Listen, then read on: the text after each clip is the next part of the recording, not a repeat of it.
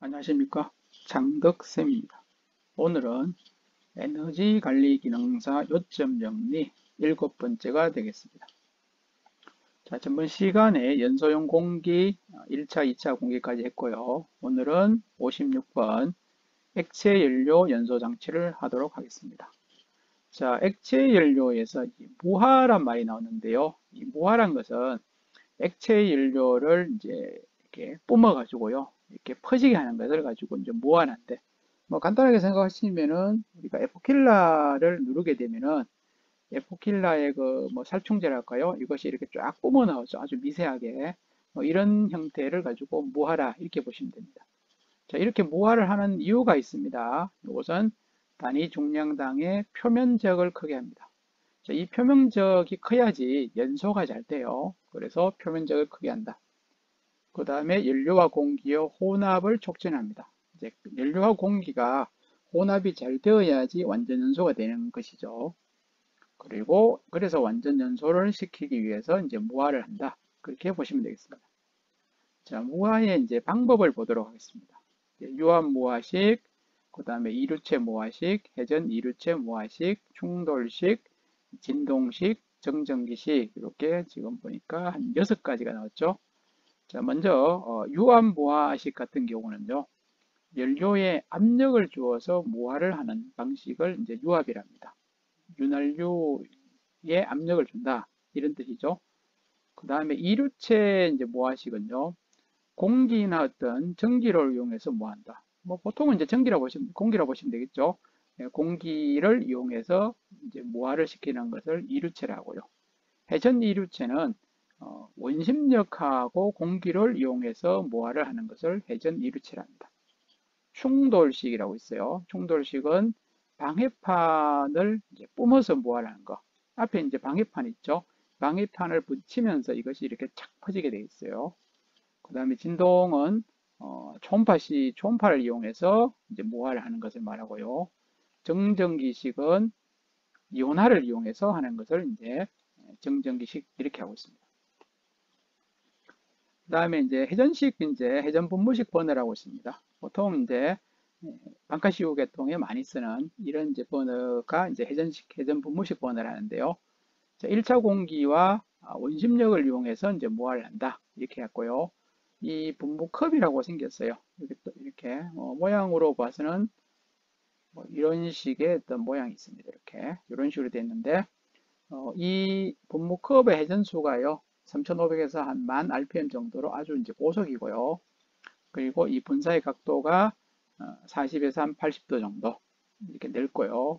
유량 조절 범위는 1대5 정도이고 점도가 낮으면 무화가 곤란하다. 그러니까 점도가 낮으면 무화가 안 되겠죠. 예. 그러니까 이 점도가 낮다는 것은 기름의 온도, 반카시우의 온도가 낮다 이런 뜻이 되겠습니다. 설비가 간단하고 자동화가 편리하다. 뭐 이런 계통이 이제 회전 분무식 버너라 이렇게. 자, 그리고 공기비라고 나오는데요. 이 연료를 이제 연소시키기 위해서는 반드시 공기가 필요합니다. 그래서 공기비는 연료하고 공기를 이제 몇 대 몇 얼마 정도로 이제 혼합을 하느냐 뭐 이렇게 보시면 되는데요. 공기비 M을 했을 때요. M 했을 때 실제 공기랑 나누기 이론 공기랑 요 공식은 뭐 간단하기 때문에 여러분이 좀 외워두시면 좋겠고요. 이론 공기하고 실제 공기하고 비를 공기비라 한다 이렇게 했고요. 자, 이 이제 공기비는 연료에 따라서 지금 조금씩 다르죠. 이 기체 연료가 공기비가 제일 적어요. 보시면은 1.1에서 1.2 정도. 액체는 1.2에서 1.4 정도 돼 있고 고체는 1.4에서 2.9. 그러니까 기체가 공기량이 제일 적어도 된다 이런 뜻이고 액체, 고체 이런 식으로 이제 공기비가 커진다 이런 뜻이 되겠습니다. 이 공기비가 크면은 배기가스량이 증가를 합니다. 그래서 배기가스에 의해서 손실열이 이제 증가를 하고 반대로 공기비가 적으면요. 요거는 이제 미연소 된다. 그러니까 이제 불이 완전히 이제 덜 타겠죠. 완전 연소가 안 되겠고요. 그래서 불완전 연소 또 손실열이 이제 또 발생한다. 그러니까 이 공기량이 많아도 이제 많을 때는 배기가스에 의해서 손실이 생기고 적으면은 미연소 때문에 이게 이제 손실이 생긴다. 이렇게 보시면 됩니다. 그 다음에 이제 이론 이제 산소량이라고 있어요. 뭐 이론 공기량도 있고 이론 산소량이 있는데 이론 산소량은 연료 연소 시 이론적으로 필요한 산소량을 뭐 이론 산소량이라 이렇게 하고요. 그 다음에 실제 공기량을 보도록 하겠습니다. 실제 공기량은 이론 공기보다는 더 많아요. 더 많은 공기를 공급하는 것을 이제 실제 공기량, 뭐 다른 말로 해서 이제 가인 공기라는데, 그러면은 실제 공기량은 이론 공기량에다가 가인 공기를 합한 것을 이것을 실제 공기량이라 한다. 그렇게 알아두시면 될 것 같습니다.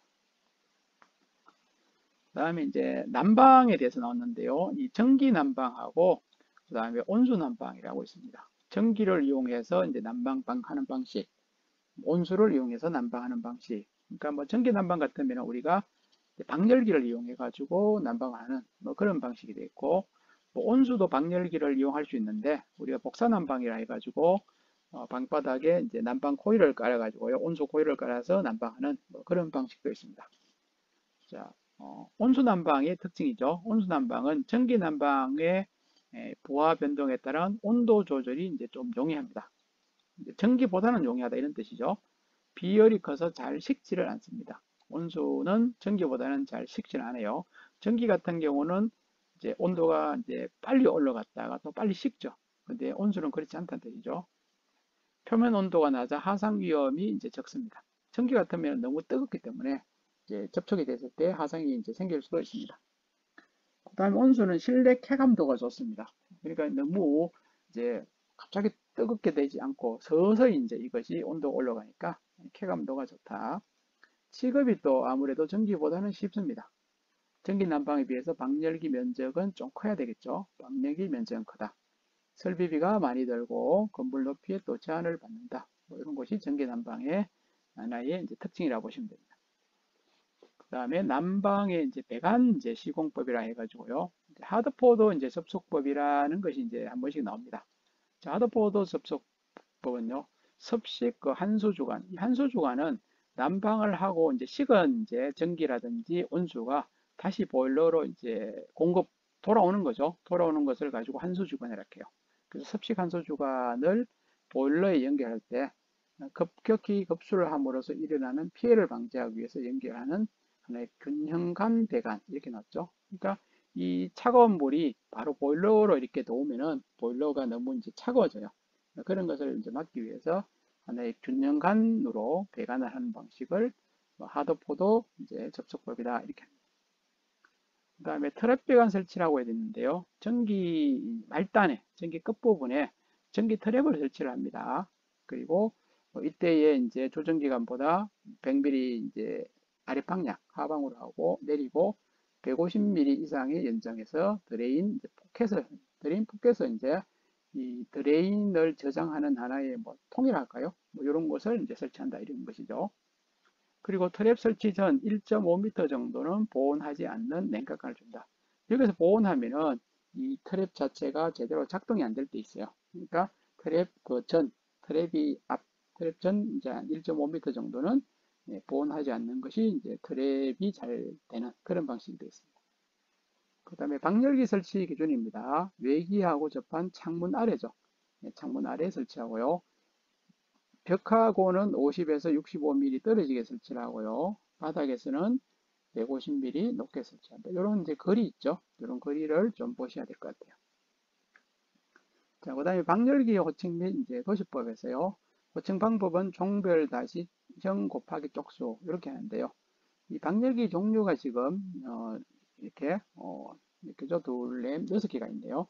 자, 일반 이제 우리가 주형 방열기에서 주철로 만든 방열기가 2주형, 3주형, 그 다음에 3세주형, 5세주형 이렇게 있는데 주형의 기호는 이렇게 2주형은 이렇게 2자, 3주형은 이렇게 3자, 그 다음에 3세주형, 5세주형은 이렇게 3세주는 이렇게 3자, 아라비아 숫자죠. 이거는 뭐 그랬습니까? 이렇게 하는데 그러면 2주하고 3세주형의 차이점이 뭔가 하면요. 주란 것은 기둥이란 말이죠. 기둥이 이제 두 개가 있는 것이 이제 이게 이주형이고 기둥이 세 개가 있는 것이 이제 삼세주입니다. 삼주형이고요. 근데 여기에 있는 주형은 기둥이 좀 굵어요, 이게. 굵은 것이고, 여기는 세주란 것은 기둥이 이제 아주 적다. 이제 두께가 이제 얇다는 거죠. 그죠? 여기 이제 3세주입니다. 기둥이 이제 3개짜리인데 이제 아주 이제 얇게 돼 있는 거. 기둥의 두께가 얇은 거죠. 요것을 3세주, 그 다음에 5세주 이렇게 하고 있습니다. 그 다음에 벽걸이형에서 여기서 종형이라 됐는데 뭐 종형을 이제 수직형이라 해요. V가 뭐 영어로 하면 버티칼 하는데 벽걸이의 이제 수직형은 W-V고요. 벽걸이 행형, 이건 수평이죠. 행형은 수평은 W-H입니다. 그래서 요 밑에 기호를 보고 요것이 이제 이름 있죠. 요 이름을 이제 알아두셔야 된다. 이런 뜻이 되겠습니다. 자, 온수 보일러의 이제 설치. 이제 온수 보일러의 설치는 이제 쉽게 생각하시면은 뭐 가정집에 우리가 온수 보일러를 설치하죠. 뭐 그런 것이라고 생각하시면 돼요. 그래서 전열 면적이 14제곱미터 이하의 최고 사용 압력은 3.5 이하의 온수를 발생하는 보일러를 설치하는 것을 온수 보일러 설치를 한다. 그리고 이 설치하고 시공은 요거는 작성해야 돼요. 내가 어떤 집에다가 보일러를 설치를 했을 때 그 시공 설치 그 기록은 3년 동안 보존을 해야 된다. 그리고 그때 보존을 해야 되는 것이 뭐냐면 시공 기간 뭐 몇 월 며칠에서 몇 월 며칠 이 건축주 그 집에 이제 성명하고 연락처 건축주 주소하고 소재지 이제 설치하는 보일러 종류 그 보일러 제조자 명칭 그 다음에 보일러 용량이 얼마짜리고 몇 대인지 특기사항이 있으면 특기사항까지 이렇게 해주게 됩니다. 그 다음에 이제 이 온수 보일러에 또 설치하는 것이 이 팽창 탱크라고 이제 설치를 하게 됩니다. 이 팽창 탱크는 이 보일러의 온도가요. 온수를 이제 우리가 난방을 할 때 온수의 온도가 올라가면은 이제 물어 이제 면적이 커져요. 이렇게 면적이 커졌을 때 그것을 이제 흡수하는 하나의 어떤 탱크가 이제 필요하다 이런 뜻이죠. 그것을 가지고 우리가 팽창 탱크다 이렇게 합니다. 자, 설치 목적을 보시면은 이 물 자체가요, 온수의 온도가 상승을 해서 팽창을 했을 때에 그 팽창 압력을 이제 흡수를 하는 그런 역할을 하는 것이 일단 제일 큰 목적이고요. 그 다음에 장치 내의 온도라든지 압력을 일정하게 유지를 하는 것이고요. 그 다음에 이제 이 물 자체가 이제 이렇게 온수가 넘칠 수가 있어요. 그래서 온수의 넘침을 또 방지해서 열 손실을 또 방지하는 목적. 그 다음에 이 만약에 이 배관 중에 공기가 있을 때는 이 공기를 팽창 탱크로 배출을 시킵니다. 그래서 공기의 어떤 침입을 또 방지를 하는 역할이고, 그 다음에는 물이 이제 만약에 모자라게 되면 부족하게 될 때 또 온수, 이 팽창 탱크에 있는 물이 이제 보충이 되는 이런 역할도 한다. 이렇게 보시면 됩니다. 자, 종류는 두 가지가 있습니다. 개방식 팽창 탱크, 밀폐식 팽창 탱크인데요. 개방식은 기본적으로 온수의 온도가 이제 낮은 상태를 이제 말해요. 그래서 보통 온수라 이렇게 하는데요. 일반 가정집 주택에 이제 많이 쓰는 압력이 크게 걸리지 않는 뭐 이런 계통이고 말 그대로 개방이 돼 있어요. 공기하고 이렇게 팽창 탱크가 서로가 이제 통하게 되는 뭐 이런 그러니까 대기 중에 지금 뭐 직접 방출한다 하듯이 노출이 되어 있는 상태가 이제 그 개방식입니다. 밀폐식은 이제 고온수일 때 씁니다.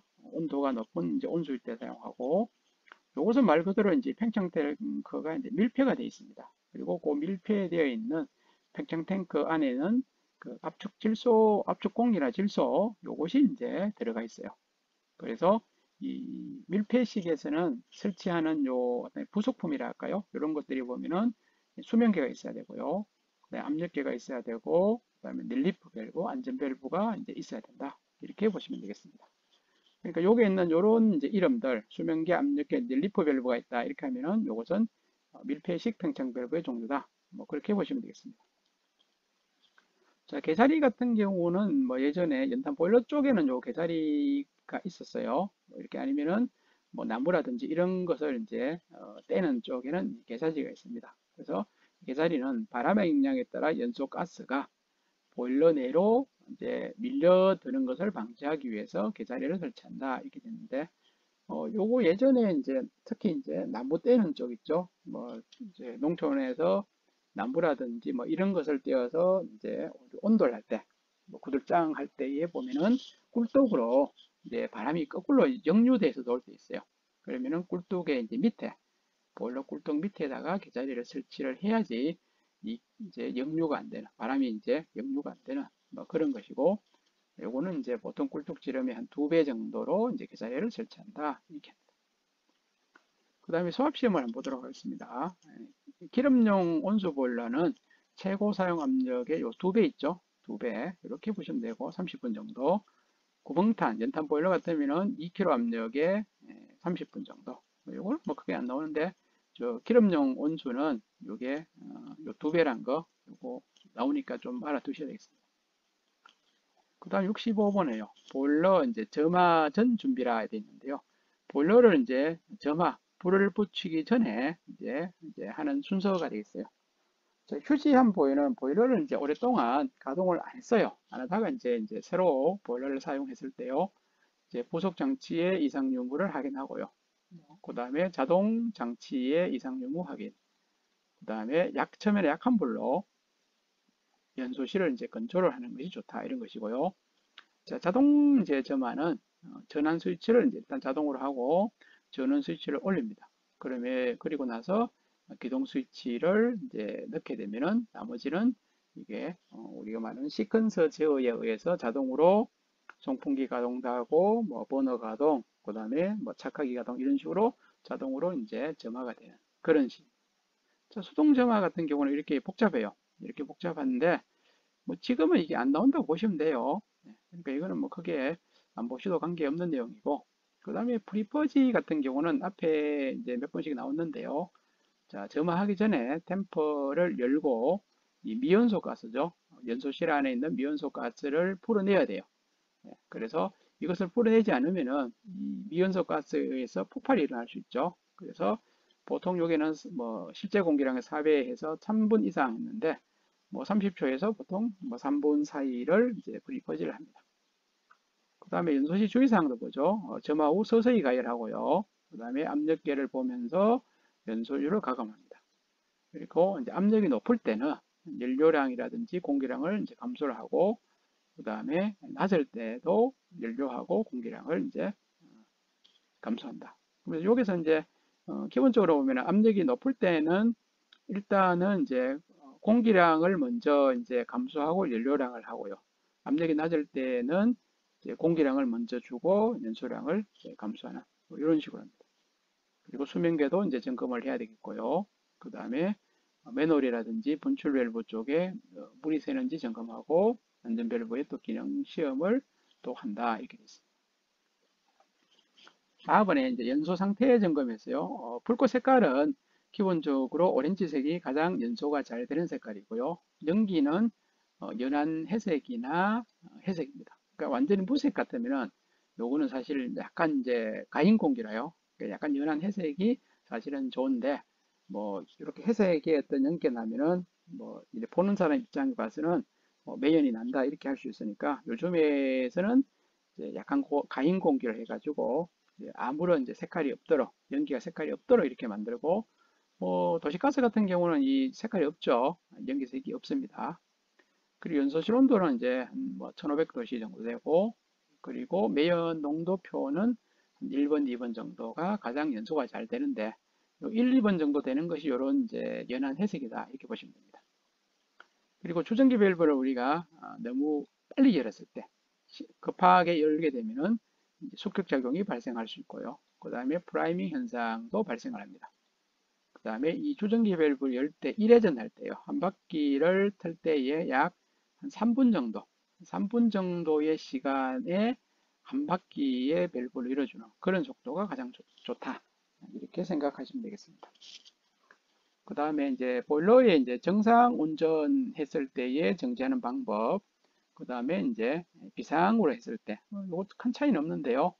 요거는 반가시오를 사용했을 때입니다. 그리고 그래서 지금은 뭐 이 이제 밥은 4번이 뭐 거심 뭐 안 나온다고 보시면 돼요. 근데 뭐 한번 궁금하시면은 한번 읽어 보시고, 그 다음에 요 이제 요 수위 같은 경우는 이제 좀 알아두셔야 되는데 상용 수위보다는 한 100mm 정도 높게 수위를 잡아놔야 돼요. 왜냐하면은 요 상용 수위보다 상용 수위에서 정지를 하게 되면은 여기 있는 이 물이 또 증발이 되면서 수위가 더 떨어지게 돼요. 그러니까 조금 더 높게 하는 것이 좋다 이렇게 됩니다. 그 다음에 이상 감수라고 있는데요. 이제 말 그대로 이제 정상이 아닌 상태에서 이제 물이 자꾸 떨어지는 것이죠. 그래서 보일러 동내의 수위가 안전 저수위 이하로 이제 감소하는 뭐 이런 현상을 가지고 이상 감소를 합니다. 자, 이런 이상 감소가 생기는 이제 원인들이요. 보일러 수명계를 잘못 봤을 때, 그 다음에 분출 장치에서요, 물이 이제 누수가 될 때, 그 다음에 급수 장치, 뭐 급수 펌프라든지 이런 급수 장치 고장일 때, 그 다음에 수면계하고 이제 연락관, 수주하고 연락관이 막혔을 때, 그 다음에 급수 내관이 이제 폐쇄가 됐을 때, 그 다음에 자동 장치가 고장 났을 때가 이제 이상 감소가 되는 것이 되겠습니다. 그 다음에 역하에 대해서 한번 보죠. 역하, 뭐, 백파이어가 있는데, 불꽃 자체가 이제 아궁이 쪽, 입구 쪽으로 이렇게 나오는 이런 것을 가지고 이제 역하라 이렇게 합니다. 그래서 보일러 운전 시 연소 가스 및 불꽃이 이제 버너 쪽, 그죠? 아궁이 쪽이죠. 버너 쪽으로 밀려 나오는 현상을 가지고 역하 이렇게 하는데요. 자, 이렇게 역하가 생기는 이제 원인을 보시면은 프리퍼지 부족, 프리퍼지를 이제 적겠단 말이죠. 미연소 가스가 이제 남아있었다 이런 뜻이죠. 이제 노통에. 그리고 점화가 늦었을 때. 그러니까 이제 연료가 나오자마자 불이 붙어야 되는데, 너무 늦게 점화가 되는 경우, 그 다음에 공기보다 연료가 먼저 공급, 공기가 먼저 공급되어야 돼 항상. 그런데 연료가 먼저 공급되었을 때, 그 다음에 실화, 불이 꺼졌다가 남은 열, 노내의 남은 열로 재점화가 될 때, 그 다음에 연료가 많을 때, 그 다음에 흡입 통풍을 했을 때에 만약에 흡입 통풍이 부족할 때, 반대로 압입 통풍은 너무 강할 때, 이런 경우가 역합니다. 자, 이런 역할 경우는 여러분이 좀 잘 보셔야 되겠어요. 그 다음에 이제 2차 연소를 이제 뭐 캔칭이라 이렇게 하는데요. 자, 요거는 연도에서요. 연도입니다. 역화 같은 경우는 이게 연소실에서 일어납니다. 요거는 연도, 그냥 연도하고 다르죠. 연도에서 가스 폭발이 일어나는 것을 캔칭이라 이렇게 말합니다. 자, 이렇게 이제 2차 연소가 일어나는 경우는 연소율 조절을 잘못했을 때, 그 다음에 미연소라든지 불안전 연소가 되었을 때, 그 다음에 연도에 냉공기가 들어왔을 때, 연도에 이제 가스 포켓, 가스가 이제 이렇게 남아 있었을 때죠. 그 다음에 연도의 통풍 저항이 클 때가 바로 이런 캐칭이 발생한다. 그렇게 보시면 되겠습니다.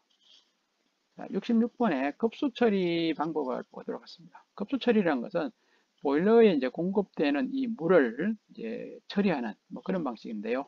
이 급수가 되는 물 자체의 어떤 질이 안 좋게 되면은 뭐 스케일이라든지 슬러지라든지 이런 이제 농축이 된다든지 이런 문제가 발생해요. 그리고 보일러 자체가 어떤 부식이 된다든지 이런 현상이 발생하기 때문에 이제 급수의 질이 좋아야 된다 이런 뜻이죠. 그래서 1차적으로 급수 처리 방법이 보시면은 보일러 외부에서 처리하는 외처리 방법하고요.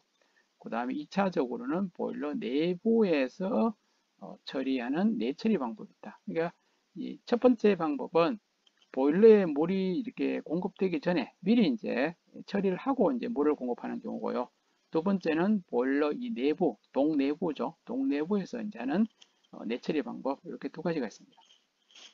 그 다음에 급수 처리의 이제 목적인 목적이라는 것은 금방 이야기했듯이 스케일 생성을 방지한다든지 부식을 방지한다든지 그 다음에 또 가성치화 방지, 뭐 프라이밍, 또 포밍 방지, 그 다음에 볼라수의 어떤 농축 방지 뭐 이런 것을 하기 위해서 이렇게 급수 처리합니다.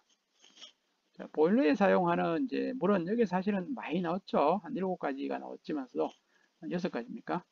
근데 실제로는 뭐 이런 것을 다 쓰지는 않죠. 뭐 제일 많이 쓰는 건 요거 형태겠죠. 그죠? 요 형태인데 사용할 수 있는 것은 이런 것입니다. 지하수, 하천수, 호수, 뭐 빗물, 뭐 정류수, 처리수, 상수도인데 예전에 같은 경우는 뭐 이렇게 지하수라든지 뭐 이런 것들도 좀 썼어요. 근데 지금 현재는 뭐 거짐 상수도 물이 뭐 대부분 이제 사용된다. 예전에 물이 부족했을 때는 뭐 이런 것들도 하천수도 뭐 이렇게 사용을 하고 있는 경우도 있었어요. 근데 지금은 없다 보시면 되겠습니다. 그 다음에 급수 중에서의 어떤 불순물에 인한 어떤 장애, 보통 뭐 스케일이 발생한다 이렇게 많이 하는데 그런 장애에 대해서 나왔습니다. 염류라고 되어 있는데 염류는 탄산염이라든지 인산염, 규산염, 뭐 항산염 이런 계통을 이제 염류라고 해요. 이런 것들이 물에 녹아가지고 나중에 이제 스케일이 발생합니다. 이런 염류 종류 있죠. 염염으로 끝나는 것들 이런 것이고 그 다음에 ppm과 ppb라고 있어요. ppm은 우리가 100만 분의 1이고 ppb는 10억 분의 1을 이제 ppb라 이렇게 합니다. 그 다음에 이제 외처리 방법하고 앞에 내처리 방법 두 가지 있다겠죠. 먼저 외처리 방법입니다. 보일러를 공급되기 전이죠. 공급하기 전에 급수 장치를 이용해서 불순물 제거하는 것으로 이것을 뭐 1차 급수 처리, 뭐 외처리 방법이다 한다. 자, 이렇게 하는데요. 고형 협착물 처리라고 있어요. 고체로 된 어떤 하나의 협착물, 고형이라고 했으니까 이것은 물에 녹지 않는 불순물을 처리하는 것. 물에 이제 어떤 찌꺼기가 있다 이런 뜻이죠. 이런 것을 이제 고형 협착물 처리 이렇게 해서 침전법, 여가법, 응집법 이렇게 세 가지가 있습니다. 침전, 여가, 응집 이렇게 있는데 침전은 말 그대로 깔아앉히는 거죠. 물보다 이제 무거운 이런 불순물을 침전, 깔아앉혀서 처리하는 거. 그 다음에 여가법은 이제 걸러서 여가망에 스프레이너라든지 이런 걸 여가망에 걸러서 처리하는 것이고 응집법은 응집제를 이용하죠. 응집제가 보면 활성알루미나 뭐 폴리저마, 알루미늄 이런 것을 이용해서 흡착 응집을 시켜서 하는 이런 것이 이제 응집법이다 이렇게 합니다. 그 다음에 요거는 이제 그 외처리보다는 사실 내처리가 조금 더 시험에 더 잘 나옵니다. 자, 외처리로 이렇게 했는데요. 예, 여기서 이렇게 세 가지 방법을 하더라도 이것이 이제 완벽하게 처리가 안 되죠. 이제 불순물이. 그래서 이제 내처리를 한 번 더 합니다. 그래서 요 이제 내처리에 들어가는 약품을 우리가 첨간제로 합니다. 그래서 첨간제 처리라 이렇게 합니다. 그래서 보일러에서 이제 첨간제를 주기적으로 이렇게 계속 이제 이렇게 공급한다 할까요? 이렇게 사용을 하는 그런 것이 되는데요. 자, 종류가 한 지금 6가지가 나왔죠. pH 조정제, 연화제, 그 다음에 슬래그 조정제, 탈산소제, 가성치아 방지제, 그 다음에 기포 방지제 이렇게 있습니다. 자, 이렇게 하고 그 다음에 또 나오는 게 뭔가 하면은 이 pH 조정제에 사용하는 약품들 종류가 나오죠. 이게 뒤에 이런 식으로. 자, 여기까지 외우면 좋은데요. 사실 외우기 힘들죠. 그죠? 네, 그래서 제가 이걸까지 다 외우라고는 뭐 솔직히 이야기를 좀 못 드려요. 못 드리는데, 근데 시험은 이런 것이 한 번씩 나오니까 뭐 이런 것이 이제 있다고 좀 생각은 일단 하시기 바랍니다.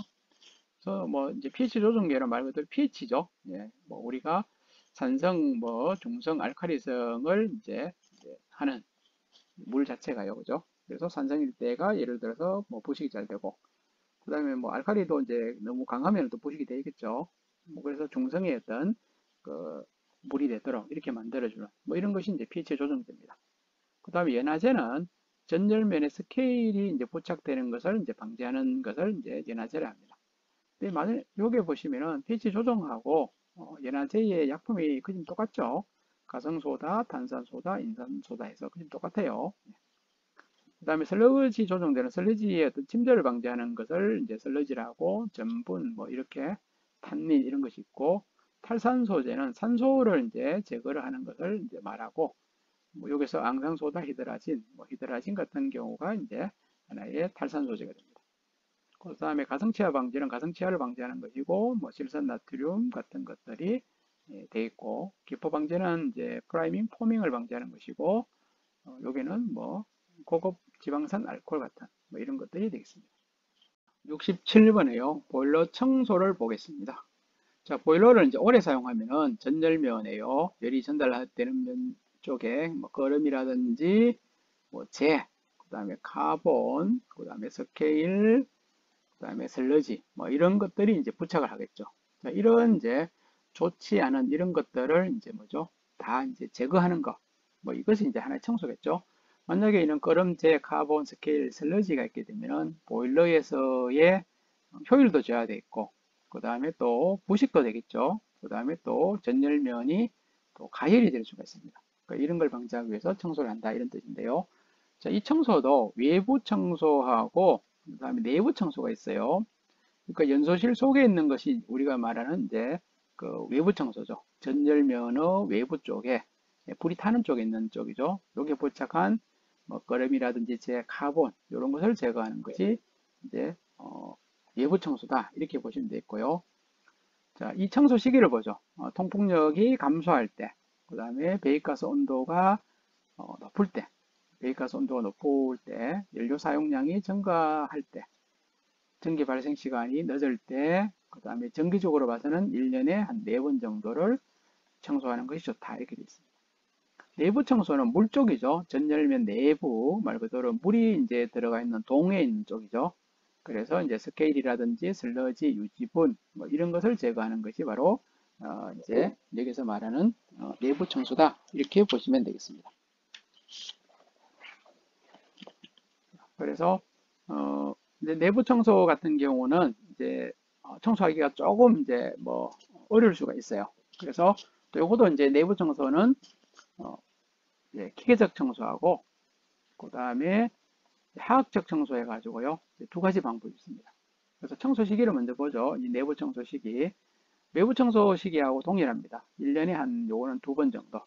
그리고 스케일 두께가 1에서 한 1.5mm 정도 될 때에 뭐 하는 것이 좋다. 이렇게 돼 있고요. 자, 기계적 청소는 사람이 직접 이 동 내부에 들어가서 하는 거죠. 들어가서 하는데 이 매너를 통해서 사람이 들어갈 수가 있어요. 그래서 아주 이제 뭐 말 그대로 아주 힘든 뭐 이런 작업인데요. 앞에 나왔던 이런 스케일, 슬러지, 유지분을 제거하는 겁니다. 그래서 와이어 브러쉬, 우리 말하는 새소리죠. 그 다음에 스케일을 깨는 이제 한마, 망치, 뭐 튜브 클리너를 이용해서 이제 사람이 직접 청소하는 겁니다. 청소 방법은 맨홀 등의 뚜껑을 열고 2~3시간 동안 내부를 환기를 해야 돼요. 왜냐하면은 보일러가 가동이 정지되고 나서 이 열이 많이 발생돼 있어요. 뜨거워요. 그러니까 사람이 들어갈 수가 없다는 것이죠. 그 다음에 이것이 보일러가 건조된 후에 내부에 들어가고 무조건 2인 1조입니다. 이렇게 작업을 합니다. 화학적 청소는 사람이 이제 들어가지 못할 때 화공약품을 사용해서 청소하는 방법을 가지고 화학적이랍니다. 이제 보통 산세간, 알칼리 세간, 유기산 세간 이런 것이 바로 화학적이고요. 뭐 기본적으로 이제 많이 하는 것이 이제 산세간 쪽인데요. 4 내지 10%의 염산을 이용해 가지고 온도는 이렇게 한다 이렇게 돼 있고요. 이 산세간에 많이 사용하는 산의 농도, 산의 종류는요. 염산이 제일 많이 써요. 염산 가장 많이 쓰고 뭐 항산, 인산, 질산, 설파민산도 쓰는데 염산 쪽이 가장 많이 씁니다. 그러면 이 염산을 이제 많이 쓰는 이유가 있겠죠. 이유가 뭔가 하면은 스케일러용의 능력이 크고요. 그 다음에 취급이 용이하고 위험성이 이제 적다. 가격이 또 싸고 경제적입니다. 그 다음에 부식 억제 제어 종류가 많다. 뭐 이런 이유로 염산을 이제 산세간에 가장 많이 쓴다. 자, 알칼리 이제 세간은요, 보일러 1톤당의 가성소다를 1kg 정도, 이 정도로 해서 뭐 온도하고 시간은 이렇게 한다, 이렇게 했는데요. 이 알칼리 세간의 목적을 보시면은 산세간 후 중화를 위해서입니다. 산하고 나면은 산성이 강하죠.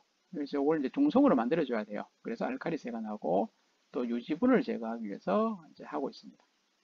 자, 알칼리 이제 세간의 약품은 이제 암모니아나 가성소다, 뭐 나머지도 있는데 이런 것을 이제 가장 많이 쓰고 pH가 이제 그 12 이상일 때에 이제 가성치아가 발생을 하기 때문에 요거는 좀 주의를 하셔야 됩니다. 그러면은 이렇게 가성치아가 발생했을 때 이 가성치아 방지제는 질산 나트륨이라든지 인산 이제 나트륨을 쓴다 이렇게 되어 있습니다.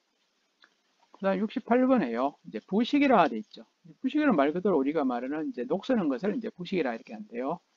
보일러 그 보일러 보일러 물 속에 산소라든지 아니면은 공기라든지 염류 이런 것이 이제 들어가 가지고 가열 팽창이 되면은 이제 발생을 합니다.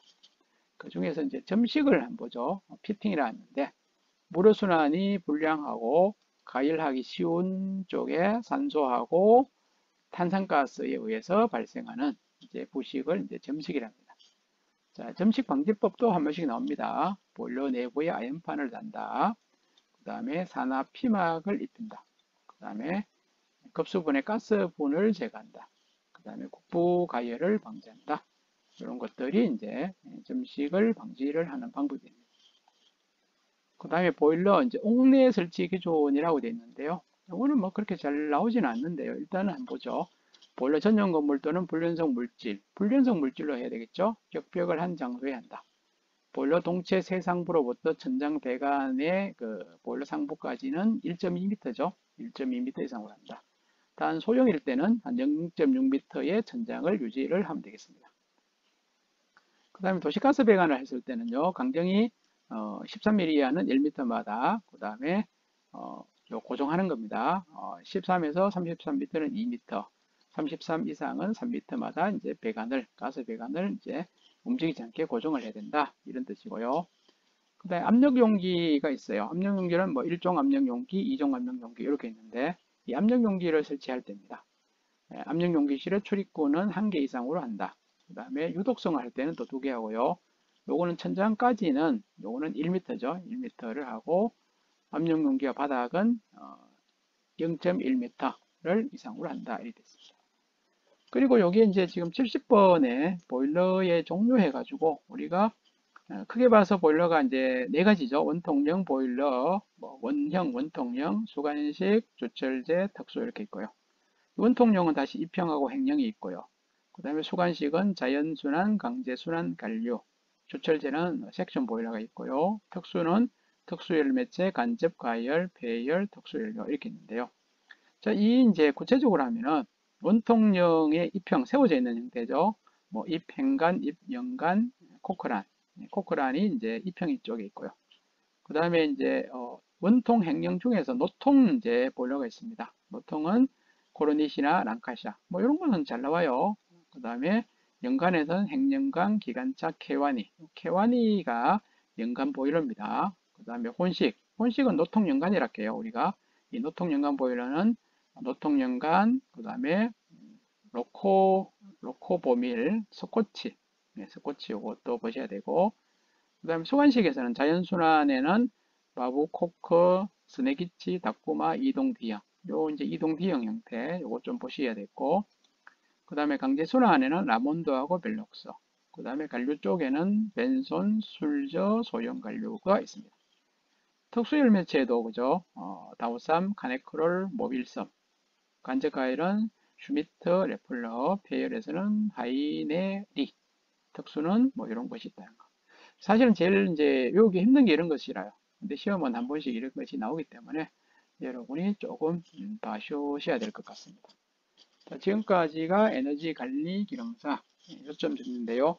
뭐 혹시라도 계산 쪽에서는 제가 조금 이제 적게 한 것도 있어요. 그래서 왜냐면 계산은 항상 문제가 한 5문제, 뭐 많으면 5문제, 적으면 3문제입니다. 그래서 기본적인 뭐 간단한 계산 문제만 여러분이 좀 하시면은 뭐 한 2문제 이상, 그러니까 3문제 나올 때 한 2문제는 그렇게 어렵지 않게 나오거든요. 그렇게 맞추시고 한 5문제가 나왔을 때는 또 계산 문제 3문제가 또 그렇게 어렵지 않게 나옵니다. 그러면은 그것도 이렇게 한 3문제를 맞출 수 있으니까 문제를 여러분이 풀이하시면서 계산 문제는 조금 해보시면 될 것 같습니다. 지금까지 에너지 관리 기능사 필기 요점 정리를 마치도록 하겠습니다.